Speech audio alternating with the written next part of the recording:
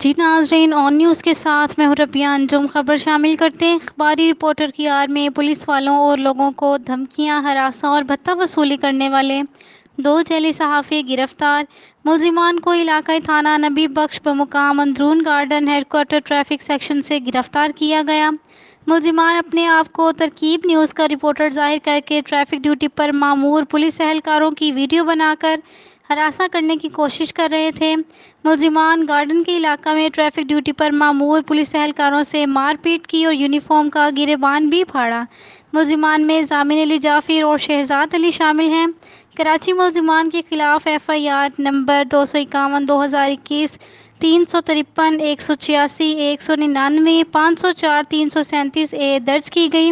ملزمان شہر بھر کے مختلف مقامات پر جا کر اپنے آپ کو رپورٹر ظاہر کرتے اور ان کی ویڈیوز بنا کر لوگوں سے بھتہ وصولی اور ہراساں کیا کرتے تھے۔ ملزمان پہلے بھی کئی مقدمات میں گرفتار ہو چکے ہیں۔ ملزمان کو وائرل ہونے والی ویڈیو میں لوگوں کو بلیک میل کرتے ہوئے دیکھا جا سکتا ہے۔ District city police Karachi report کرتے ہیں۔ رپورٹر شیخ کمال، آن نیوز کراچی۔